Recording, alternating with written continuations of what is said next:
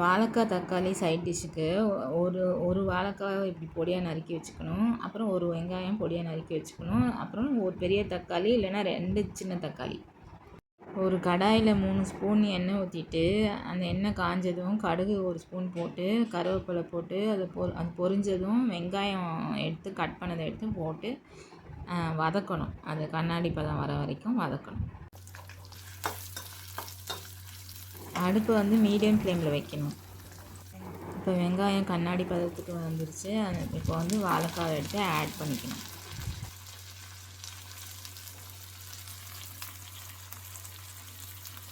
கல் உப்பு தேவையான அளவு ஆட் பண்ணிக்கணும். 1 ஸ்பூன் மிளகாய்த்தூள்,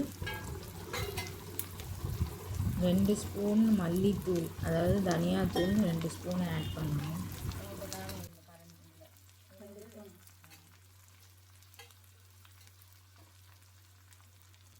கால் ஸ்பூன் மஞ்சத்தூள். 2 சின்ன தக்காளியை எடுத்து நல்லா புளிஞ்சு விடணும். அது புளிய முடியலன்னா மிக்சியில் ரொம்ப லைட்டாக அடித்து விட்டு அதை வந்து இதில் கொட்டிட வேண்டியதுதான், ஆட் பண்ண வேண்டியது.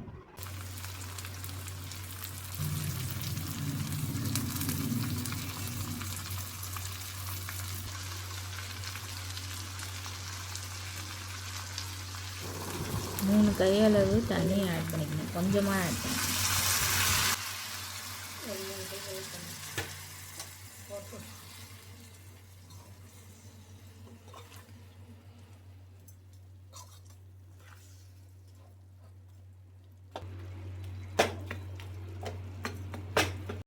தக்காளியை நல்லா மசிச்சு விட்டுக்கணும்.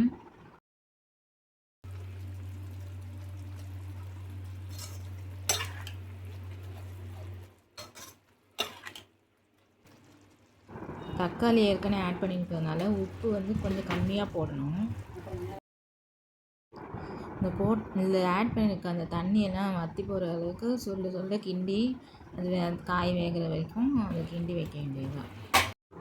காய் வேகிறதுக்கு இப்படி மூடி வைக்கணும். மூடி வச்சுட்டு அப்பப்போ ஓப்பன் பண்ணி எடுத்து கிண்டணும். இது ஆக்சுவலி எதுக்கு வந்து இந்த மாதிரி செய்யணும்னா, நம்ம கேஸை மிச்சப்படுத்துகிறோம். ஏன்னா அந்த மூடி வச்சா தான் அது வந்து சீக்கிரமாக வேகும். இப்படி ஓப்பனில் இருந்ததுன்னா அது வேகிறதுக்கு லேட் ஆகும்.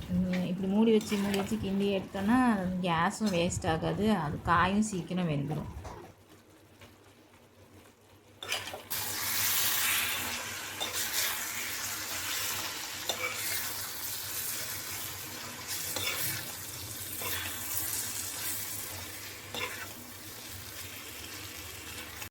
காய் வெந்துருச்சான்னு அப்பப்போ செக் பண்ணணும்.